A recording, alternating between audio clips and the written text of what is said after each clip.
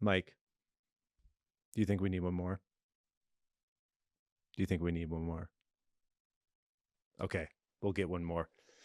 Andy Warsen is here on the podcast for Ocean's 11. Coming up next on Least Important Things.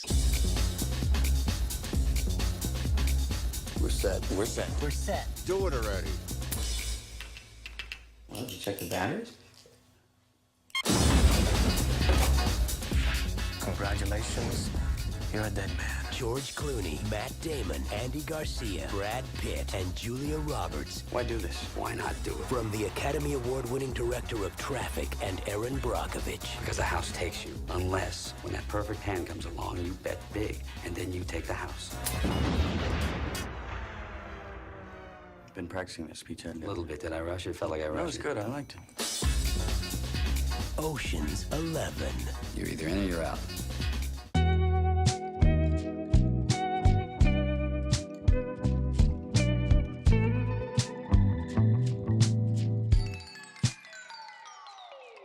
Welcome to a podcast called Least Important Things, a show about movies, friendship, and finding meaning in the most important of the least important things. I'm your host, Luke Ferris. In today's episode, yes, it is Ocean's 11, one of my favorite movies of all time, 25th anniversary this year.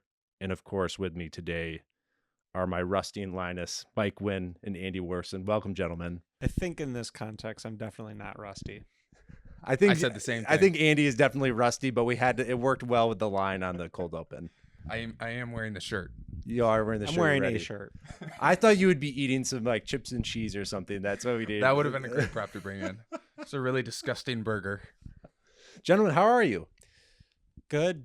I'm actually getting over being sick, so I'm a little tired. Yeah, it's okay. The energy will get up as we talk about this movie. You're here in the studio. We're first time in the studio, right? First time in the studio, second time in the house. Yeah. Yeah, it was Christmas last time I was here. Yeah, we did record, but we hadn't set up the studio yet. So Yeah. it's exciting. Andy, first time in the studio. Welcome Yes, back. This is great. Last time I was here, you were bagging 100 things, tons of leaves. Out in Yeah, the I yard. know. It's crazy. Time flies, man. It I'm really does. excited to talk about this movie. Same here. Mike, you too. Yes. Mike, you did bring something. I did. So can you share with the listeners who are either watching on YouTube or listening? Yeah, so I have a bourbon guy. Yeah. And so I sent him a message. I said, hey, I need a bourbon that kind of elicits heist feeling. vibes. Yeah, heist. Right. Yeah. So this is what my bourbon guy, his name's Claude, sent back to me. He said, this is Ocean's 11 in a bottle. Here's the case. It's understated on purpose. No flashy label, no screaming proof, just a clean, classic bottle that doesn't need to announce itself because it knows something you don't. That's heist energy. Small batch, heat cycled barrels, obsessive quality control. This bourbon is methodical. Every detail is thought through in advance. Tasty notes of caramel, toasted oak, and a hint of fruit, like a pre-heist dinner at a nice restaurant. That's very nice. Gentle spice mid-palate. Things are getting tense. Yeah. Long, warm, satisfying finish. The crew walks away clean. It's the bourbon you pour while reviewing the blueprints, sophisticated without being showy, confident without being loud, the guy in the corner who hasn't said anything yet, but everyone's watching him. And this Is that Andy? is Mitcher's US 1 small batch bourbon. Wow. Thank you, Mike. This is very fitting. Yep. This is the extent of all of the prep I've done for this episode. Which is a lot. Which is a lot more, frankly. Oh than yeah, what you yeah. otherwise claim to You do. really bring it to Yes, the table. I know you're yes. overcoming illness, but you're here. You're in the studio, Yeah. bringing the heat. Should we place our orders? Yeah, how do you guys want it? What do you want? I want a whiskey. Okay. I want a whiskey and a whiskey. Okay, got it. Well, friends, while Mike's pouring that, I am suited up, by the way, for those listening. I just felt like it was appropriate. You guys came over. I wanted to bring the energy. I love a good suit, and this movie reminds me that when you're wearing a suit, it just is different. And suits come in all different sizes, shapes, and colors. In this colors, movie. yes. Yeah. At one point, I think Brad Pitt is wearing a suit with the lapel is yeah. so big that Huge. it's over the collar of the actual jacket. I was like, I need to pull that out for a wedding this summer, maybe. Thank you, Mike. I don't know if that will show up in post at all, but Cheers. Cheers to the heist. To the heist. To Terry Benedict. Oh, wait, no. to Benedict Arnold. There we go. Mike, did you excuse me, did you steal the bourbon? It's only appropriate. Yeah, I figured you did. You heisted it. You swiped it from the counter. Gentlemen, I can neither confirm nor deny. Okay. That's very all very right, good. Yeah, right, true con man. Well, gentlemen, before we start getting into this conversation where it's going to be loaded and jam-packed, thank you for being here. Thank you for watching, listening, friends of the show. Please subscribe on YouTube or wherever you get your podcasts, and you can follow us at the social links in the show notes. Join us on Patreon. As a free member, you'll get updates and exclusive content. For the cost, and this could be inaccurate, for the cost of a Bellagio chip, you can become a friend of the show. I don't think, actually, it would be much cheaper to get to be part of our Patreon, where you can get a sticker, special surprises, and a note from me. Your support helps us make more episodes like this one. You can visit us on Patreon at patreon.com/leastimportantthings. Most importantly, this is an independent podcast, and the best way you can help the show out is by recommending it to somebody. So please, whether you're attending a Las Vegas fight or killing time while watching a live feed of your colleagues robbing a vault, please recommend Least Important Things. Gentlemen, as you know, all of our rewatch episodes are sponsored. And I will not by Mitchers. Yes, I will not have a sponsor unless I truly believe in their value, what they bring to the consumer, because I don't want to misguide. As much as this is about a heist and conning. This is for the This is for the listeners. This is for the listeners. I want to give them a good product, and I'm not going to have somebody sponsor an episode without it being quality. And that's why this episode is sponsored by Nevada Used Cars. Take a look at our lot of the finest quality vehicles to meet your needs. Just give Billy Tim Denham a handshake and drive away satisfied. Billy Tim Denham is one of the best. Denim like a jean. Find him at Nevada Used Cars. Got some. He's got some lovely hands. Was that the name on the dealership? So last night I was going frame by frame and trying to see if they actually had the name of the dealership. They had advertisements, and then I saw Nevada behind in the background of Billy Tim. It just says Nevada, so I'm assuming it was like Nevada's used car. Okay. That was my best effort besides texting Steven funny. Soderbergh. If you want to buy a car and then have such a soft handshake, some lovely hands, some lovely hands. It's the perfect spot for you. All right, friends, it's on to the back of the VHS or DVD. This film came out in both mediums. Andy, you were telling me that you guys grew up watching this on I first saw it on DVD. Correct, parents owned it. And I had both. We had a VHS and a DVD. Our VHS of Ocean's 11, my brother and I, we had an old TV VHS in our room growing up, which is pretty cool. And so I would play the VHS of Ocean's 11 before I would go to school. I would just play the final heist sequence. So we played that VHS nonstop. Is this movie early enough to where there would be some like HD ROMs out there? I don't know. That's a good question. Maybe. I feel like this was right at the edge where maybe it was not. What were the other? Laserdisc? Laserdisc, this is way past for Laserdisc. This is right when the DVD conversion starts to happen. Yeah. So this would have been probably a year or two old. I think the first DVD I ever watched, Panic Room. Jodie Foster. Wow. Stewart. What a pull. Yeah. Yeah. That's big. That's big. Well, speaking of the back of the VHS DVD, Mike, will you read the back of the VHS? And to listeners, this is it. If you're at a Blockbuster video, a family video, and it's 2001, 2002, and you're looking for a fun Friday night movie with your family, and you're walking around, oh, George Clooney, Brad Pitt, wow, Matt Damon, Julia Roberts, this is going to be a great movie. You flip it around, this is what you would read. The plan is set. The rules are clear. If all goes right for Danny Ocean's grifters, the payoff is $150 million. Divided by 11. You do the math. Ocean's 11 brings the filmmaking talent of Academy Award-winning director Steven Soderbergh and enough star power to light up the Las Vegas Strip to this classy caper. George Clooney plays Danny, defying the odds in a high-tech, split-second heist of 3 Vegas casinos, all owned by a stone-cold magnate, Andy Garcia, who is dating Danny's ex-wife, Julia Roberts. A fixer, Brad Pitt, a pickpocket, Matt Damon, a blackjack dealer, Bernie Mac, a a flim flammer, Carl Reiner. Very specific. They got me. That one got me. That's a It good has one. me at flim flammer. Yeah. And others in well-defined roles are with Danny in his gambit. Are you in or out? Jackpot, baby. Yeah, Mike Wynne still got it. Flim flamming. That and was all. good. The Flim Flim Flam. You've done a lot of cold reads. That was pretty good. And Flim Flam has not been on the back of the VHS.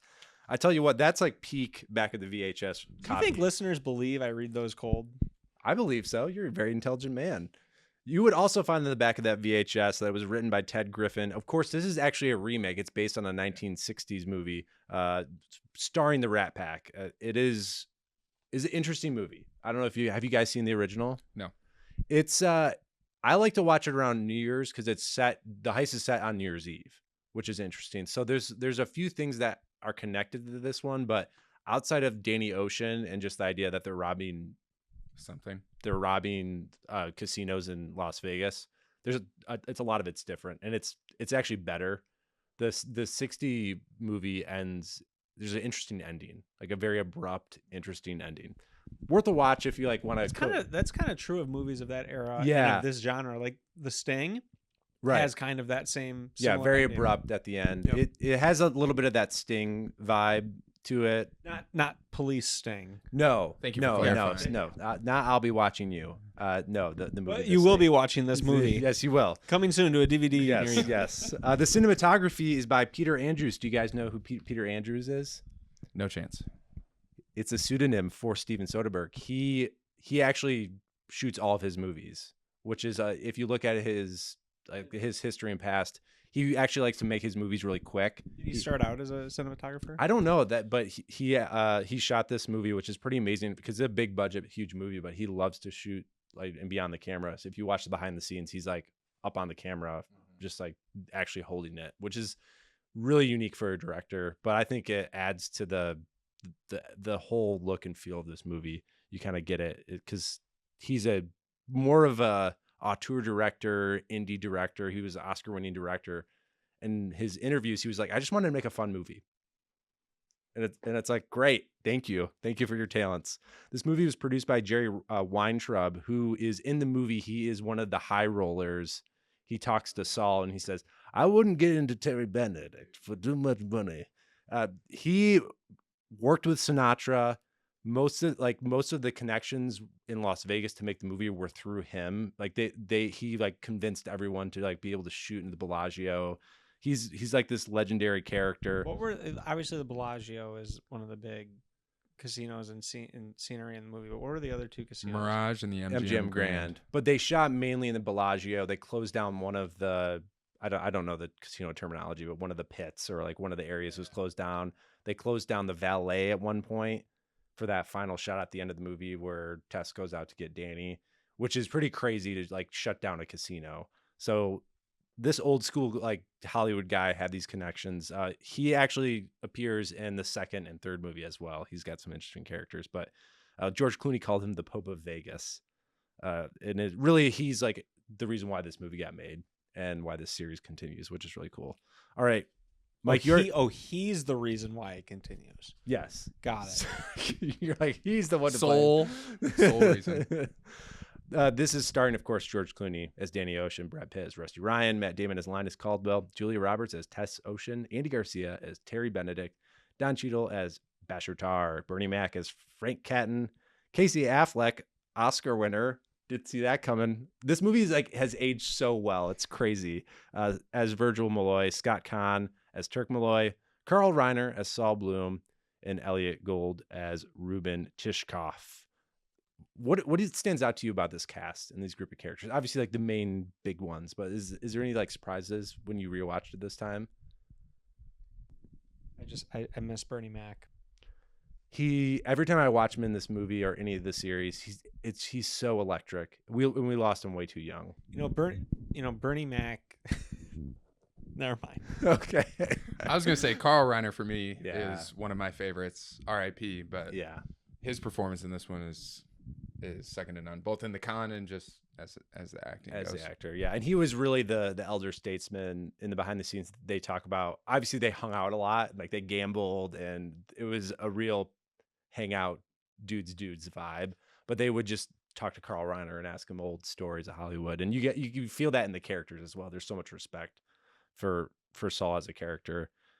Yeah, this cast is incredible. I think just Don Cheadle, Matt Damon. Obviously, when we see Matt Damon, and he had just come off of winning an Oscar. So he wasn't a nobody, but he wasn't. This was right before Bourne.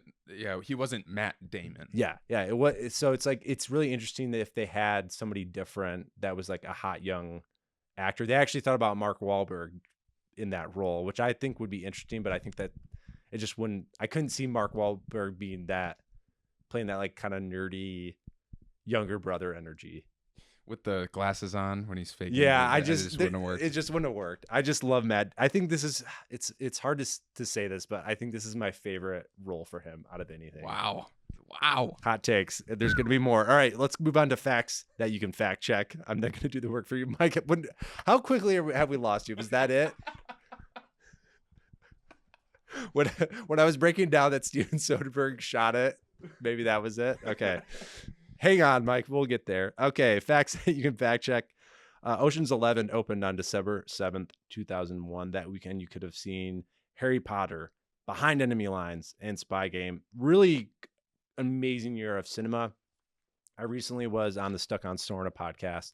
It'll be probably coming out later this summer with Daniel talking about 2001 as a movie year. Space Odyssey? Not Space Odyssey.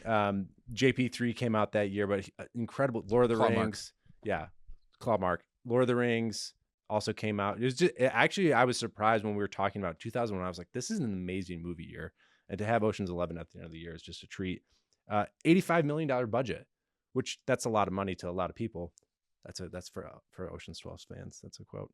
But think about the salary of the cast. Like, it on paper, they would have cost quadruple the amount. So are you telling me that this movie almost doubled their budget with the heist that they pulled off? That's right. Yes. Yeah, Exactly. that's right. I mean, what an incredible success for the studio. Yeah, and it made $450 million. So this movie, Another 150 right on top. I know it doubled the heist dollars. Obviously, Clooney, Pitt, Damon, and Julia Roberts, most importantly, took pay cuts to really make this movie happen. There's a story, and I don't know. There's a lot of lore around these movies because there's very much a prank culture, and there's all these tall tales. Ocean's 12, they all hung out and lived at George's house on Lake Como. Like, there's this lore that they were. I don't know how much I can believe George Clooney and Brad Pitt. But I want to believe it. But the one that I want to believe is that George sent Julia a $20 bill in the mail and said, "I heard you're making 20 a picture," because a story had just come out that she had a $20 million clause for any movie. So I George Clooney, if there's anybody that can do that to Julia Roberts, it's him. But lots of banter and pranks. Another prank was, apparently they were hanging out in the casino, and then Clooney he stole Brad Pitt's keys, and he couldn't get back his and then he told security to like not recognize him. So security was trying to kick him out of the casino, and I don't know if I believe that one. They also pranked Julia Roberts with a 5 a.m. wake up call, which is a reference to Ocean's 12. So it's pretty funny. We got some casting what ifs. Apparently, Luke and Owen Wilson were going to be the Mormon twins. Wow. And Bruce Willis was potentially Danny Ocean, which I cannot see Bruce Willis as Danny Ocean, not at all. And then the fountain scene, another fun behind the scenes on that. That was all kind of done improv, and having Carl Reiner as the last one they just found on the day, and it was one of the last things they shot. So what do you mean they found Carl Reiner on the day?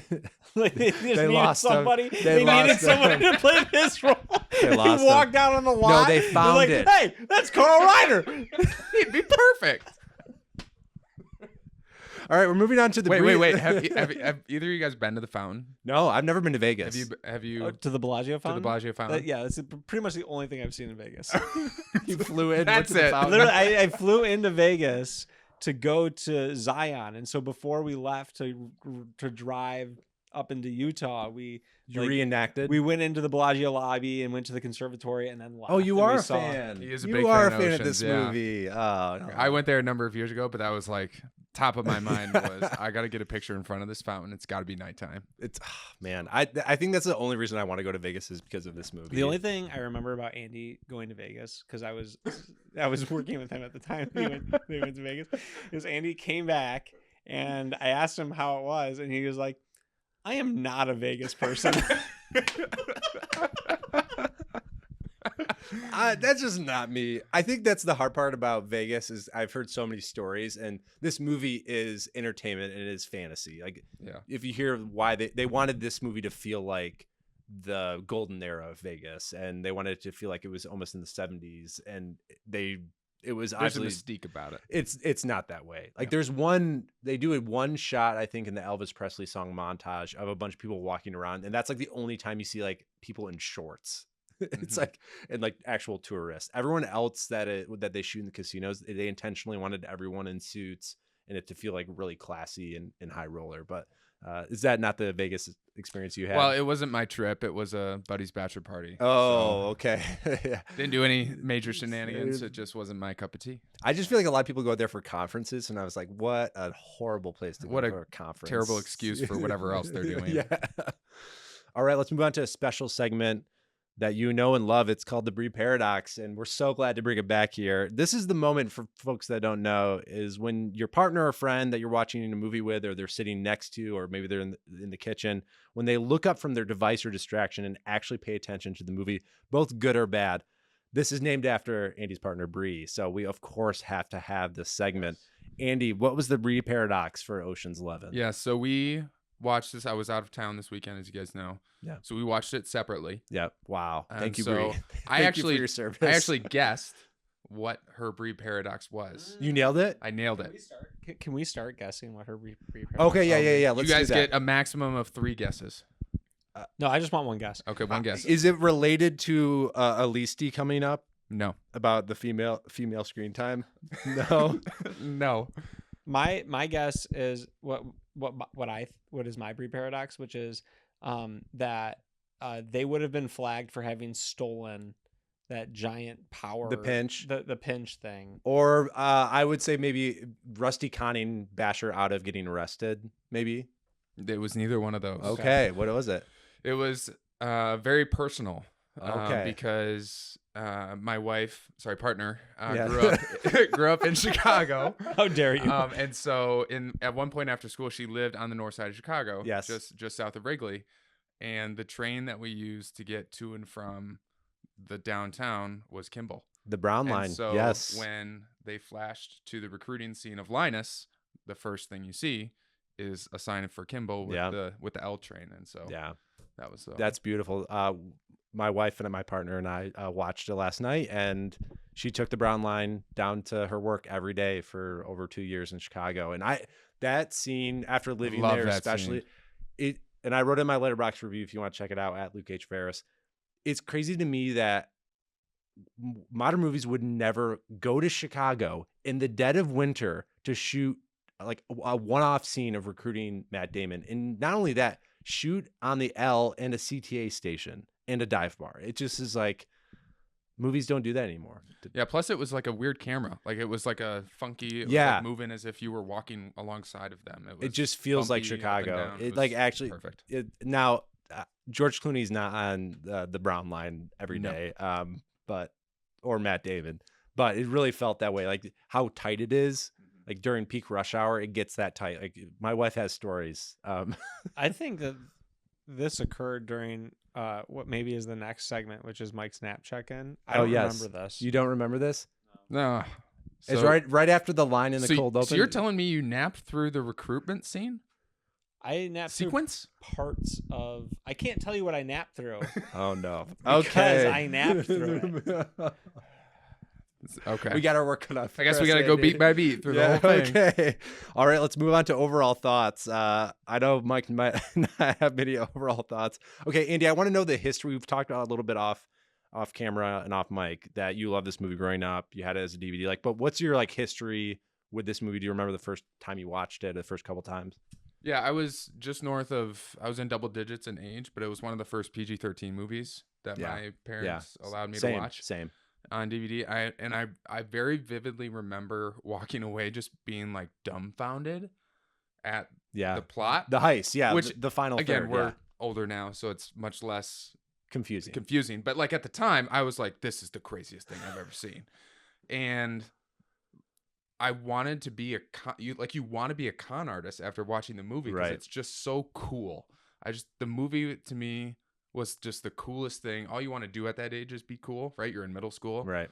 And the music, this was one of the first movies where the dialogue, like the speed, the pace, and the way that the characters interacted with each other was quick and different. And it just played with the movie. So I just remember it being like super cool and mind blowing. And every time I watched it, I got the same feeling of like shock and awe. I still feel the same way. That was the same way for me. And that's why like I would play the final recap of the heist over and over again because I wanted to figure out what was actually happening. And that's why I loved rewatching it because every time you rewatch it, you get it a little bit more. And that's... I mean, like Danny Ocean is just a really cool name. Like all their names are everything's cool. Ocean Everything's is a sweet name. So okay, so this was one of the first movies, PG-13 movies you saw. So how old do you think you were? Probably 28. Probably like 11? just north of 10. Yeah, 10, 11. How old do you think you were when you first saw it? I was probably 9. Okay, because I think I've 2002. discovered what happened here and why you guys love this movie, and I think it's okay. I saw this movie when I was like 19. This is the common story with you when we have a big gap in movies that we like is that you see them when you're at a different time. At a different time, you don't see them at the most impressionable ages. So you're like, Yeah. oh yeah, so I get that because it's like the nostalgia of this movie. Like me seeing Brad Pitt Like, and I George remember- Clooney as a 9-year-old is like, this is who I need to be. Yes. I need everything. My in goal in life life from here on out is to be as cool as these guys, and I'm still striving. I did find out that Brad Pitt and I have the same triangle tattoo. It's almost exactly the same. Yeah. So I'm getting there. Because I remember like Ocean's 11, maybe not coming out, but like I certainly remember it being in the zeitgeist. And then like I remember Ocean's 12 coming out and Ocean's 13 coming out. And I remember when Ocean's 13 came out, I was like, Oh, you didn't go to the theater on opening night and clap at the end? You didn't do Weirdo. that? What a weirdo. No, I did not. I did not see it in theaters. I don't Luke, know. maybe me and you just do the rest. I don't know that I've ever seen Ocean's 13. Yeah. It's You good. haven't- Wait, you haven't seen? I don't know that I have. Have you seen Ocean's 12? Arsenal As an the Arsenal thing is, they're fan, on you TV need to all see the it. time, so like I've Must. seen parts of each of them. Okay. But that does make sense why. Yeah, it we have a does. different It does. feel for It it than you does. do. And I Yes. think that's like a lot of movies. It is, if you don't see this as an impressionable age, I was obsessed with this movie. It still is probably like Star Wars is really important to me. Jaws is really important to me. But I would say this movie, Lord of the Rings, like that, those like 5 or 6 movies. I always say that define this me. one's on my Mount Rushmore. Yeah. movies. Same for me. What? Really? Yeah, I yes. kind of want to go into the Mount Rushmore. What else is on the Mount? So, Like my what Mount is left Rushmore? off? Yeah. So again, my Mount Rushmore is it. I don't want to get into. We're dovetailing, but No, it's okay. it's Mike That's just got been Mike watching literally the got, whole He podcast. got out of the seat. He got out of the seat. It's a combination of like rewatchability, yes. how much I just frankly enjoyed the movie. Yep. So Don't my explain it to me. Just 4 tell me what they are. Would be Ocean's 11, Okay.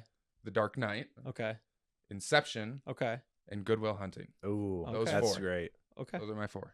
They're all like kind of similar, also in the same vibe. Like I love dialogue. And, Yeah. Like they're not.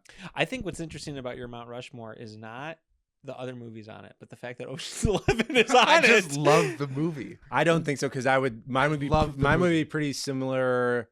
No, it's not because your Mount Rushmore is literally in your letterboxed. Yeah, but I switched that. But I mean, I would say either Inception or Dark Knight. They're 1 and 1. One of those Nolan movies. The Fellowship, Jaws. I gotta give a Star Wars movie in there, but then Ocean's 11. It's right there. It's kind of a hybrid. It's under 2 hours. I rewatch it like every time. That's the It's great thing about always this on movie. TV. Is It's perfect. this is like I think it's exactly 2 hours or 2. Like it's or I minute. thought it was like, wasn't like 101, wasn't it? Or is it? Yeah, longer than it's right. It's right at that perfect. It's a sweet perfect- spot. Yeah, it is. What's your Mount Rushmore, Mike? Since you that? I don't know. okay, moving All right, on all to right, keep going. Leasties and Besties. Oh, we got some good ones, guys. We got some good ones. Okay. You'll like this one. This will be fun for you. Team member least likely to succeed if they didn't get recruited by Danny. Basher, Livingston, the Mormon twins, Rusty, or Yen. Least likely to succeed if they didn't get recruited I have an by opinion Danny. on the twins. Yeah. I think they're a bit of like idiot savants. They are. That is a great way to describe them. I didn't know how to describe it, and that's perfect. That's perfect. So like I kind of see them like backing their way into success. Rusty says, and I noticed this last night, he says, I think they're having trouble filling the time. So that actually adds to your theory that like they're brilliant guys, but they're kind of just Yeah. slacker, bum, brilliant. And I think dudes. in my opinion, it's the Basher. It's Basher. Yeah. The obvious answer is Basher because he would have been in prison He would have had been in Rusty prison. not been Oh, there. leave So- it out. You tosses. You tusses. Yeah, one job to do. And it's That was a great. That was a great. and Audrey actually brought up a good point. She's like, "Oh, he's excited because he's." I'm sorry. working- Who? Audrey, my partner. And she was like, "Oh, he's really excited to be with a Proper legit criminals team." again. Yeah, because his team Proper sucks. criminals. That's what he It's says. from the movie. That's what he Mike says. Mike did Oh, not. yeah. He did not. He did not watch this Okay. movie. Those that watch the movie I got the do reference. remember it. Now, actually. We're gonna read off best lines. And Mike's gonna be think the like, people who "That's are gonna so like- funny." The people who like this podcast We may are gonna still have a think shot. they're gonna think it's funny that like the whole episode is them trying to convince Mike this is a fun movie. or listeners, let us know if you think Mike actually watched the movie or not, or just use ChatGPT. I had a case for Rusty. I think Rusty needs Danny. I think Rusty and Danny they work so well together as a team, as like partners, and I mean, look where he finds him, right? yeah. God, I'm bored. God, You look bored. you get the cookies. I sent Literally, you? Mike, you look yeah, bored. You get the cookies I sent you. Do you have it? Okay. Least plausible. We can move on. Least plausible con moment. You'll like this one. Yeah, this is right up Mike's alley. Yeah. So this is things that are least plausible in this movie, which there's a lot. All right. Danny's timeline in and out of the vents. That one always stood out to me. Like how he got back in time. And Super good crawler. yeah, really good at crawling. The amount of outfit switches the Mormon twins do without being noticed. I mean, they're in that casino a lot, and all they do is switch their jackets. Speaking of the Mormon twins, convincing the security guard to put the case into the vault when he's like, "Oh, I forgot my This is badge." Benedict stuff. It's his stuff. Now it matches The look. the look, but that was one of the things I was like, okay, I don't know if they would actually that, yeah. take their word for it. The pinch technology, which exists, but the whole idea like that it could knock out a city, I think is not real. I don't think Linus and Zerger would have both fooled Benedict on the same night. So I don't think Saul doing Zerger and Linus doing the commission guy would have fooled Benedict. And then I thought about it. I think Benedict knew something was up, and maybe he was trying to like Fish it out. Solve it. yeah, because Andy Garcia does a really good job because you kind of don't know what he's thinking. You know he's a really smart dude. Like we know this character is ruthless and a fierce person. I have a question. It kind of goes into this least plausible thing that you're describing. Like, so in the movie, when they say that Danny's out, Yeah. I struggle to understand what was Danny's role supposed to be. That's a good question. I think his role was supposed to be what he ended up doing the whole time. Yes, I think that's what it was. They conned They Linus. con Linus as a way to like the rest of the crew. yeah, like it's kind of 'Cause, like, initiation. And I put mean, him in that the right that mindset. makes sense from the fact that like if that's not true, then the movie breaks down, because if the idea was Danny was gonna be the gaming commission person, like he was going to be immediately recognized by Terry Benedict. So here's the confusing. I think this is where we don't really know, and that's kind of the fun of this movie, is when Rusty pulls him out and he's like, "Tell me it's not about screwing the guy and screwing your wife." Yeah. I think that's an authentic conversation. It has to be, because it's just between the two of them. Yes, as it came out, like it's us as the audience and them. And Danny at the end of that goes, if everything goes to plan, I won't have to make that call. So Danny in his He already head, knew. he knew, and Danny's the mastermind. Like he's Yeah. been sitting in his cell for 4 years. Like this is all about getting his wife back when it comes down to it. Like the whole thing is about getting his wife back. Plus 160 million. Doesn't hurt. A few other least plausible con moments. They wouldn't get found out like immediately, but the sequel kind of covers that. Benedict not recognizing Rusty's voice in the vault as the SWAT guy. Because he had after just talked to him on about the phone. Yeah. Yeah, I thought that was a little. I think it's really, for me, the least one is Danny's timeline in and out. I think that whole thing and what we're talking about, like Danny exposing himself to Benedict, and then them like working it out, and then also like conning Linus. Like you wouldn't add that to the complexity of. You would never, in reality, I'm not a thief, but you would never make an additional con within your own crew. Yeah, just to like nurture the next generation. I think I'm willing to accept the explanation you guys did about them conning Linus. The thing that I think is the most like implausible is they literally stole like probably a one of one. Well, they describe it. It's a one of one piece of technology. Immediate red flags everywhere, like an APB out across the nation, and they aren't doing it in masks. So like there's definitely security cameras, and they definitely have pictures of these guys, and every casino in Vegas would He makes a strong argument.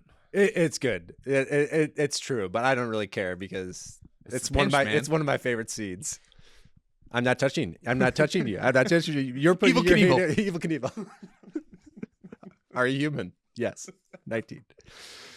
That's a good one. I think that wins, Mike. You're right. You're right. Well, we'll give you that one. Okay, the Corky St. Clair Leasty for least realistic but somehow perfect name for a character. Bastard people. Bashard Tar, Rusty Ryan, Turk and Virgil Malloy, Terry Benedict, Ruben Tishkoff, or Linus Caldwell. What's your favorite name? What's the name of the category? The Corky Sinclair Leasty. You didn't catch that? That's why I said bastard people. The Corky Sinclair Leasty for least realistic but somehow perfect name for a character. Bastard people. Nobody listening to this podcast actually listened to our podcast on that. They will not understand the reference. Now now will. They're going to listen They're back gonna to listen all to podcasts. They're going to listen figure to it out. They're going to listen to that Waiting for Guffman episode where we talk about Corky St. Clair. I got my answer. Okay, yeah. Thank you. So my answer is Terry Benedict. I think Terry Benedict is perfect. It's a great name to say. Terry perfect. Benedict. It's like first name, last name kind of. Yeah, and it's strong and intense. Strong and intense. But it's just like the human. He walks 1,000,000 miles an hour for strut. no reason everywhere. Doesn't matter where he's going. He's a short man. He is a short man. He's a short king. And he's like made out to be the villain. He's too tall for her. But he's also not a villain. Like I don't know how to describe it. Right. Like he's doing his job. Right. But there's like these subtleties where they imply that he's associated with the mob. Like he's kind of a. Well, you were on a casino. You definitely associated with the mob. So hit a guy, whack you, you're done. But with Benedict. We'll get to that. What were the other names? Bashard Tar, Rusty Ryan, Turk and Virgil Malloy. Yeah, that's a good one. It's Bashard otherwise. I love Ruben as well. I just love, and I think Linus Caldwell. It sounds nerdy, and it works well for that character. All right, the leasty for the least amount of female screen time outside of the main heroine. Not a lot of women in this movie, except for one. Except for really one, but there are some women in this movie. We have Molly Marie Combs as she is the actress in Charmed. She's playing herself at the poker table. She has one line. Call. Oh, she says two things. I think she says call twice. Yeah. And then but I think that's all. It. That's it. Kelly Adkins as Charmaine, the dancer. Yeah. Her mom's coming on next. Next. You can say hi. Brad Pitt's look with the sucker. That's great. Rose Lynn, who played the Jack Black dealer before Frank, is played by Lori Golinsky. She had 3 lines, which was nice. The review board member, number 1, that's the actual character's name, had 2 to 3 lines. The rollerblader with the dog, that was a woman, I believe. I think she said, "Watch out." And then there was a few cameos. Angie Dickinson was actually in the crowd at the fight, and she was in the first film. We don't select one. I just wanted to list out. This might be a new award for least amount of female screen time outside of the main I don't know heroine. if you're gonna beat it, but the one woman they had was great. So that's part of my day. But we'll cut that out. Okay, let's move on to the besties. The Rusty Ryan Honorary Bestie for on-screen eating and drinking. This is just like will always be if we like a movie where someone's eating on screen, it's Rusty Ryan. It's iconic. So this was Brad Pitt's choice. He wanted to do this. This one in his character discovery, he just felt like he should be eating, and they just kept going. I'm going to list out all the things he eats in the movie. Andy and I did some work on this. So this I got is about our half. research. Luke finished it off. Yeah, we did. This is teamwork. The chips and cheese outside of the poker game. Great. Like, looks like a really crappy chips and Terrible cheese. chips and cheese. It looks awful, but he's just like a stadium chips. Yeah, Yeah, like, but he's chips just like the and way cheese, he's yeah. eating it, and the way he like moves his Most of this hands. food is awful for Yeah, you. coffee and tea at the diner, and I put that on there because the way he goes, I'll try to do it. You want to rob 3?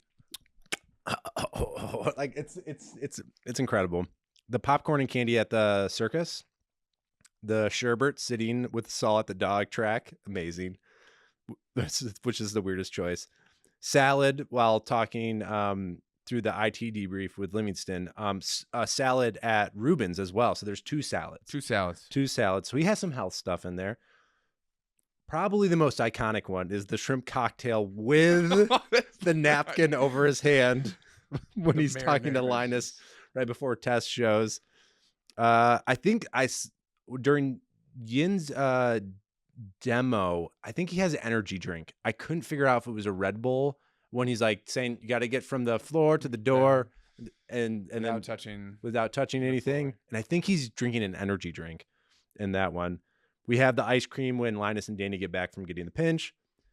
Notice this one. We both had this one. The jelly beans when he's debriefing Linus. I believe they're jelly beans. Audrey and I were like, some sort of. She's like, she said that they sounded like they weren't like, they actually made a noise like they were rocks. So I feel like they would have to be a hard candy of some sort. I don't know if you caught that, Mike. Were you paying attention? No? Okay. No. Okay.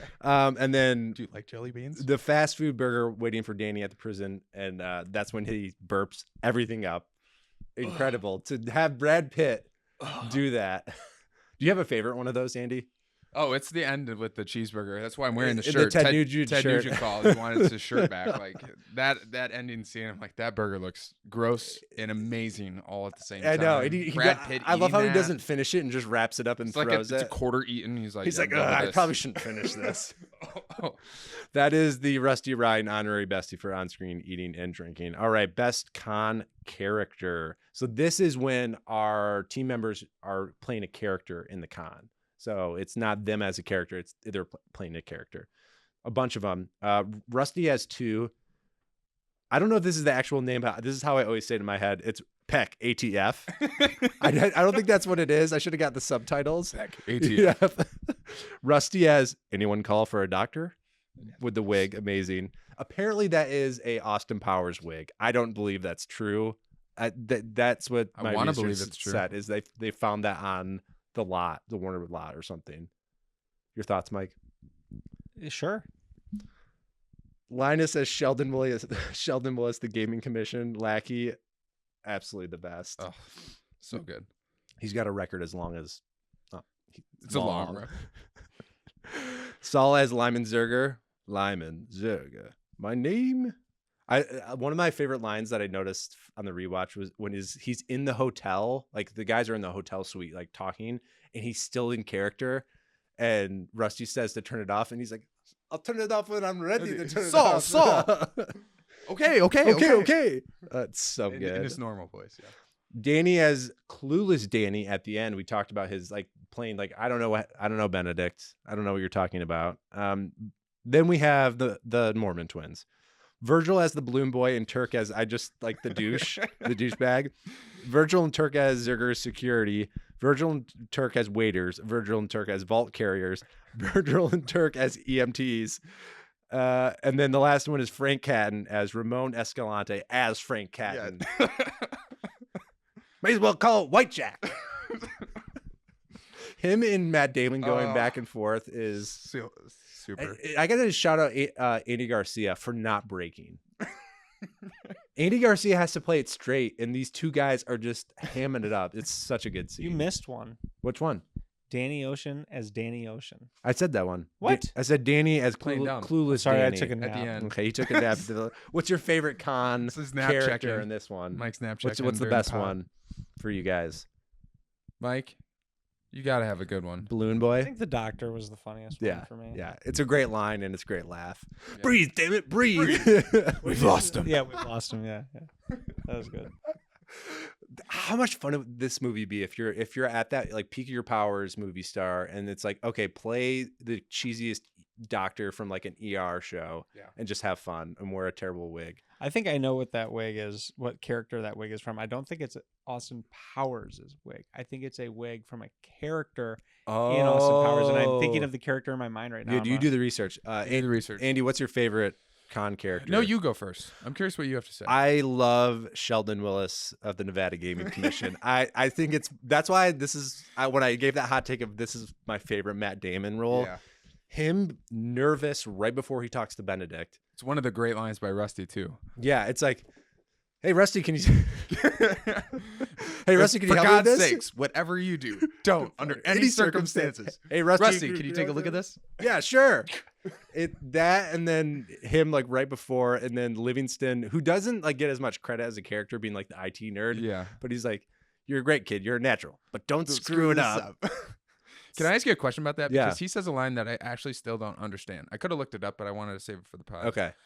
He is asked by Benedict what happened to so and so, and he goes, Not since since he he died last year. And I've never understood. We why he talked said about that. it last night, and I always thought that in my head, it was like he's being funny. Like I always say that line as a joke, but I think it's either one, Linus did his homework and Benedict's trying to test him, or Benedict's bullshitting him, and so he's bullshitting him back. It's one of those two things. But I think what actually is happening is Benedict is testing if this guy's legit, and Linus, like, he on the spot, like, acts very natural, like, not since he died last year, like in his con character. Yeah. But it's a good question. I've always thought about that too, like what's actually going on behind the scenes. Never understood. But I liked Rusty's first con, getting Basher out. Yeah, it's so good. Hey, what can you do with something I just slipped you? It's done. It's done. Fine, So- Griggs. Will you tell him I need to see him? Who? Just find Find him, him, will will you? ya? Amazing. good. Okay, Good. best role. This is a great one. Andy added this one. Best role in the crew you would want to play, assuming you could do it. So either Danny leading it, Rusty, ops manager, con man, Linus, pickpocket, con, Frank, inside man, Ruben, who's funding it, Basher, explosives, Saul, con man, old school, Livingston, electronics and surveillance, Turk and Virgil are dirty work, Amazing Yen as the grease man. What would you want to do, Mike? Or what if you could do it? What, If you what could do do you, any of what do them. you think you would do? So this is assuming I could do it and we're successful with this? Yeah. Yeah, I mean, it's Danny Ocean because he gets the money and the girl. That's a fair point. Nice. I could see you too, because you are a very analytical thinker. I think you would have a really good Calculating. plan and calculated, and you would leave emotion at the door. Yeah. Andy? I always think Ruben has the best gig in this whole thing. Oh, yeah. He's got the best gig in this whole thing. He just slaps down a big check and then kind of just gets to sit back and watch it all go. Like him at one of my favorite things I picked up rewatching this is at the fight. Yes. When the lights go out and Benedict turns to him and Ruben goes, I don't know what's going on This here. is crazy. I think Like, that would just be the best. I That would know. that split second would just. I don't know if I could hold it together. No, he's one of my favorite characters in this movie, in the series. Well, you haven't seen 13, but it pays off in 13 as It well. does, yeah. He gets to really Comes get his back around. moment. I think for me, I probably, being Virgil and Turk, one of the two, just like always running, changing characters. I don't think I could do a sustained con like Yeah. what Saul does. Like he's fully immersive in He's gotta be character. doing it, yeah. And everything's really on him. Like he's got to deliver those quote unquote diamonds, because that's the explosive. Yeah, Like, it gets him in the vault. Everything hinges on that. Like, and it's a long con. Like it's multiple days where he has to be this character. Yeah. I don't think I could do that. I think if I was running around and being a waiter and pretending to be Balloon Boy, They have a and lot of arguing with variety, my and brother. the jobs are hard, but they're not that hard. Yeah. Yeah. Relative to everybody else. I think the idea You is know, that I don't assume that the skills for criminals are very high. I think it's the idea that this is such an elaborate con, and there's all these cons happening all the time. Like even their groundwork, where like the brothers are checking the times. and they like start arguing about They're 10 seconds their different. clocks. Get a watch that works. It's really fun because there's all these little cons that are happening with each character gets their moment to really And shine. their roles increase too throughout the. Yeah. So I think I'd be one of the Mormon twins because I think I would be better like just kind of on the move. Like whatever you need, I'll drive. I'll con. I'm gonna drop you like adjust up. third period French. Third period French. Great line. It's really funny in the behind the scenes. Scott Conn, who he's just shits on Casey Affleck the whole time in any of his interviews. They keep it going. It's so good. Okay. The Nicolas Cage Castor Troy bestie for going for it acting choice. Don Cheadle as Basher. Barney Trouble, that his accent is so crazy. I also love when he covers his crotch before he lights the pinch, fires off the pinch. One of them, like as a 9-year-old boy watching that, Yes. it peak comedy. Yes, Peak it's awesome. comedy. Elliot Gould as Ruben. I mean, every line that he delivers is out of control. Yeah. That's you're Bobby's Caldwell's kid from Chicago, right? You like it there? That's wonderful. Get in the goddamn house. So good.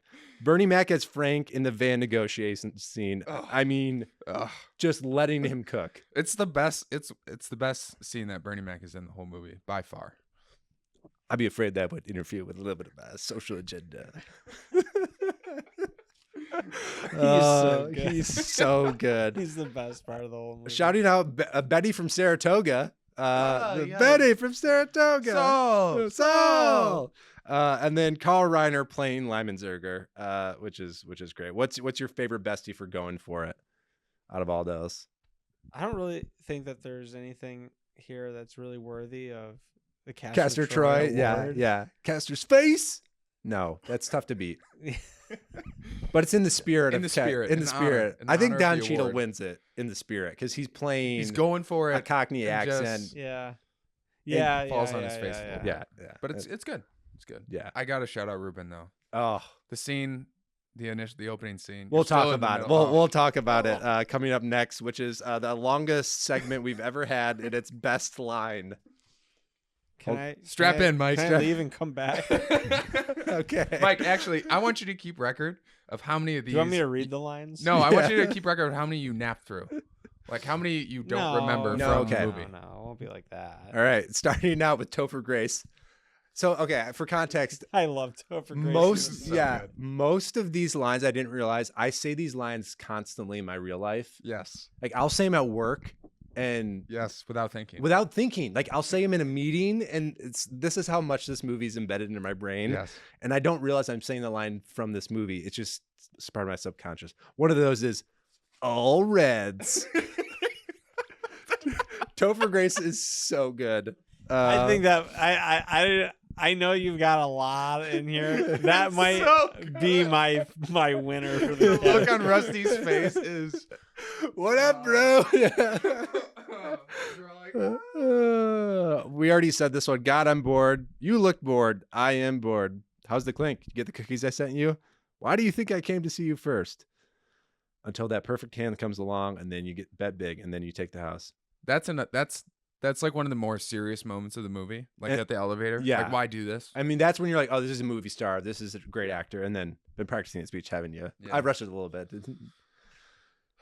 I know more about casino security than any man alive. I invented it. It cannot be beaten. They've got cameras. They've got locks. They've got watches. They've got timers. They've got vaults. They got enough armed personnel to occupy Paris. Okay. Bad example. You send flowers? Dated his wife for a while. I already said this one. Go find Greg's telling you to see him. Just find him, will ya? This is one I say all the time in real life. Hey, I could ask him. Hey, I could ask him. I saw you coming before you even got up this morning. That's Saul when he's talking to Rusty. And then this other one in that scene. You come here to give me a physical? So good. We talked about this one. You're either in or you're out right now. That's like the trailer line. I've seen like you read it in the back of the VHS. This is a more subtle one. This is of Turk Malloy, and he's talking to Saul when they're all at the meeting up in Las Vegas at Ruben's house. I think you dig Provo. I think you do very well there. And Saul's like, I'll look into it. Please get away from Get me now. away from me. So annoying. We saw this. It's nice there. You like it, get in the goddamn house. That's great. Well, yeah, that's in response to Saul kind of saying what they're going to do is just walk out of there with $160 million without getting caught or stopped. Denim like a jean. You're a balloon boy. They say taupe is soothing. Another one that I say, which is a deep cut, is when Livingston, he gets stopped by the security guard, and the guy's like, "How are those servers?" And he says, "Excellent." I don't know why. I love that line. He's just the way he delivers that.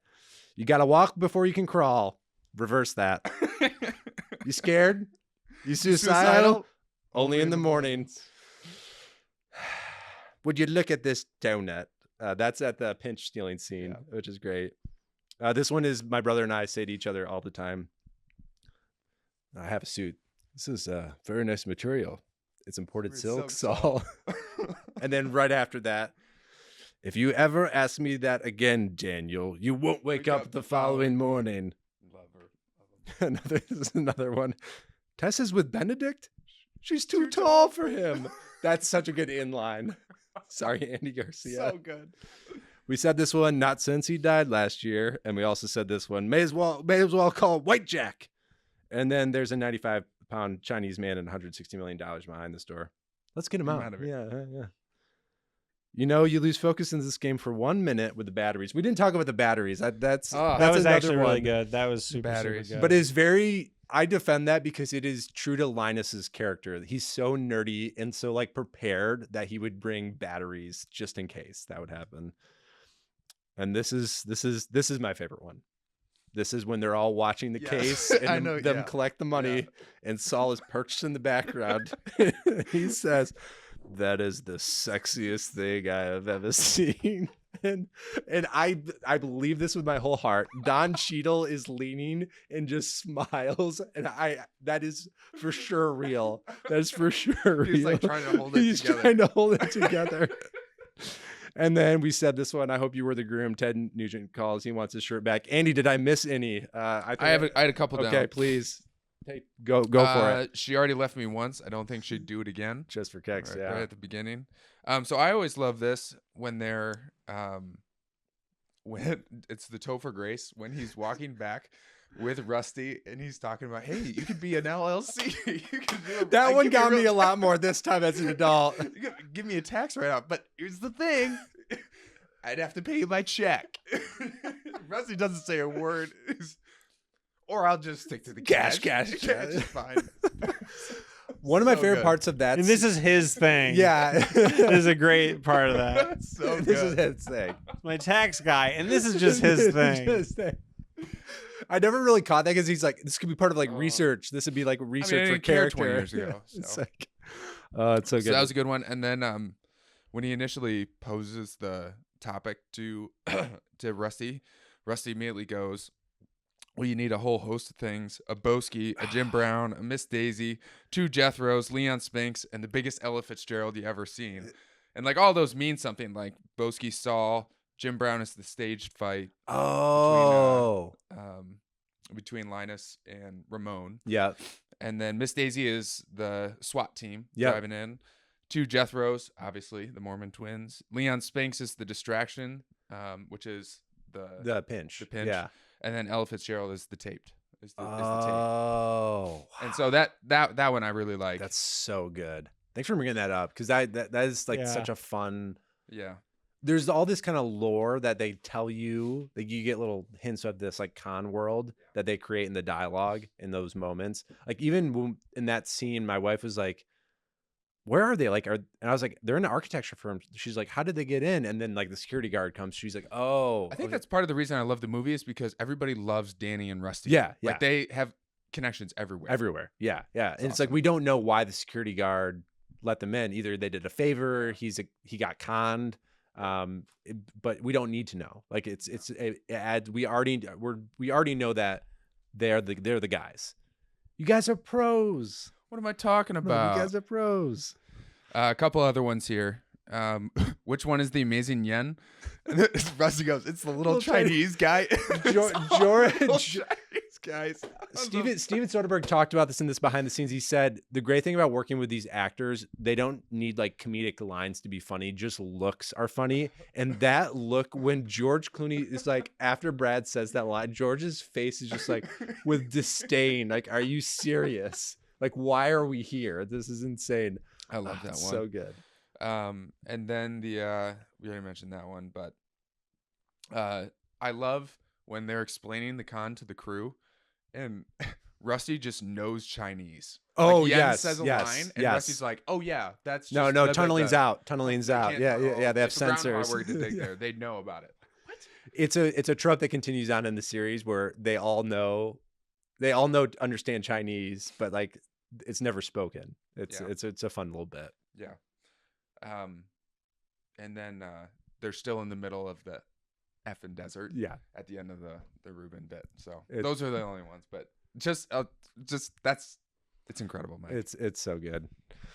All right, on to best scene. This is a toughy one because I mean it's the whole movie. I think a friend of the show, Jacob Felton, on his Letterboxd, he just rewatched this recently. Shout out. So shout out to Jake. He said, "I came to watch. Sometimes you watch a movie and you come to just see Casey Affleck with a remote control truck, and then you stay and watch the whole movie." Like I think that's the thing about this. It moves so quickly. There's not a scene really where you're like, I don't really want to watch it anymore. Like it just moves so fast and every scene is delightful. Okay, I'm going to throw out some of my favorites and you guys can chime in. The poker game with our movie stars. We have Easy. Holly Marie from Charmed, Topher Grace, That 70s Show. He was also in Crash. Joshua Jackson from Dawson's Creek, one of our favorite shows, Mike. Barry Watson from Seventh Heaven, and then Shane West, most famously in A Walk to Remember. I mean, right at the turn of millennium, all the stars, all the young actors. That's a great scene. The Reuben lunch scene. We just said pretty much all the lines. Right into recruiting the team. So it's that and then recruiting the whole team. sequence, yeah. It's just the whole sequence. Tess and Danny at dinner into Linus tailing Danny. I really love that scene when George is leaving the dinner and then Linus kind of like is perched, even though like Danny knows he's there. And I don't know. It's a theme throughout the series. They do a lot of that. They type of do a stuff. lot of that. But the Tess and Danny dinner is really great. I Yeah. mean, that's just like two of the best actors of all Going at time it. going at it. The pinch heist, the Mormon twins really make that. So good. Don't leave me here with these guys. Frank gets fired scene. You better talk to him. Apparently there was a bunch of outtakes. Like they tried a bunch of different things in that sequence, and I really want to watch like all the cut scenes of Bernie Mac's takes. Is it not on like? It is like they're in the behind the scenes that I watched. They show another line, like another take that Bernie Mac did, but it's such a good scene. I think you could supercut just the Bernie Mac scenes, and you might have a better movie. You have a great reel on Yes, Instagram. you would. The what really happened montage, and then the fountain scene. Any other scenes that I missed, or what's your guys' favorite scene? I think I know Well, yours. okay, Mike. so before we pick a favorite scene, I kind of want to go back to the first scene you mentioned, which is the poker game. Yeah, So they're playing 5-card. this movie is made in 5-card draw. 2001, shot 1999, 2000. Yeah, And so all of those celebrities, pretty famous-ish. Yeah, at that at the time. time, they were right? definitely the hot young stars. So here's the thing I love about this. It's almost like Steven Soderbergh knew what was going to happen because you get this poker game of like kind of people who are pretty famous and they all turn out to be kind of only a little famous. right, exactly. They had their moment in the sun. It's great, and one of my favorite parts is that scene is when they're leaving Yes, the yes, back door of the yes. poker game. Topher gets out there, and there's Mobbed. Mobbed. paparazzi and fans, and he's like, "Oh, guys, okay, I'll talk to you." And then Brad Brad Pitt. Pitt and George Clooney slide through unnoticed. It is the craziest thing, and it's as to your point, it's only aged better because it's Perfect. It's like you miss Brad Pitt and George Clooney. Like if any one of those actors had gone on and been like incredible, like won a bunch of awards, it wouldn't Hit it the wouldn't same. hit the same. yeah, it's better. You're right. It's aged it's even better better. that they've plateaued. And that's why it's interesting because Casey Affleck could have been like, oh yeah, it's just Affleck brother, but he won an Oscar. Matt Damon became Matt Damon. All those actors. I mean, Don Cheadle was in all the Marvel movies. I mean, Hawaii Five-0. Y50. Yeah, Scott Conn. Oh, yeah. That's on my Can't Mount forget Rushmore. that. Yeah. So Jeez. CBS is Hawaii Five-0. Coming up after 60 minutes. Okay. What? America's #1 new drama is on CBS. Starring Scott One of Conn. the Malloy twins. Okay, all right. Not as good as his counterpart, but what's your favorite scene? What's your best scene, Andy? It's got to be the montage of bringing the team Yeah. together. Yeah. When I rewatched it with this movie or with this pod in mind, it reminded me of how much I loved like recruiting the Avengers Yeah. in like a con heist way. Right. Right? It's the Avengers of heists. Yes. And it's just everybody at their peak of their powers. And so bringing them all together and the the scenes between the transitions between the characters, like when they move on to the next character, between Rusty and Danny are just perfection. So fun. I could watch it every day. It's so good. All right. Ratings and meetings. What did you rate this on Letterboxd, Andy? If you would have a Letterboxd. So I don't have a letterbox, so I can't. It's a shame for all I of guess us. I should have a He letterbox. needs to. It's the only way I can communicate with my friends outside of making them to be on my I guess podcast. I will be making a letterbox. Yes. Out of 5 stars. Out of 5 stars, I have to go whole stars, or is it? You can do wholes, half, I can do half stars. and there's no rules. Follow your heart. Gosh, I gotta give it 5 stars. Yeah, I don't know what yeah. else I'm gonna say. It's It's a on 5. my Mount Rushmore. Yep. So it's a 5-star for me. Same. 5 star for me. Mike, I'd be curious. Like, seriously, Yeah, 3.5. I'll take that. You know what? I'll take Mike's that. a harsh critic. I'll take that's, 3.5. That's really good. I'll take take 3.5. that. All right, wrapping up. What does this movie mean to you, Andy? It means that everybody can be whatever they want to be, Yeah. and a cool con artist. Maybe that's your path in life. Just be it. Mike, what does this movie mean to you? Stole the Mictors. Nobody knows. Yeah, I mean, not a whole lot. It's a movie that is on TV a lot. Yes. And I probably see, an hour's worth of it every 2 years. Beautiful. This movie means a lot to me. Obviously, if you've listened this far, this is I aspire to be as cool as these characters. Yes. I aspire my life to be as cool as these characters. We did not talk about the soundtrack and the music by David Oh my gosh, Holmes. how do we miss this? This was one of the first CDs I bought with my own money. Was the soundtrack? to The Ocean's music 11. is so perfect for the mood of the movie. Yeah, it's every scene has its own special twist, but it's just so cool. It just adds to the environment of the movie. And when they do have like real songs, like when Ruben's going through all the history and What's your favorite and why is it Elvis? it just with that cross cutting, it's Vegas. Yeah. But the Claire de Lune at the end is so magical. And I just noticed for the first time, Claire de Lune is playing when they first arrive at Ruben's house. Like it's very soft in the background. And that was the first time I noticed that. I also love when Ruben's talking about the heists in the different eras, like the best Las Vegas heists. And the guy who got furthest was in the 80s. And we have a Take My Breath Away cameo for He saw. They conquered. He's got like the cigarette like out of his mouth. That's also one of my favorites. Just, Side like, note, nods. this movie has a theme of what do you call it when you clotheslining people? Oh, you're right. Running through the casino. Casino, with just the chips. clothesline. It happens like after the pinch happens and people are scrambling for chips too. Yeah. Somebody's trying to run with chips and just gets. Is that what? It's Yeah, that's awesome. right. Someone does get like awesome. fully clotheslined. Oh, yeah. They're fully horizontal.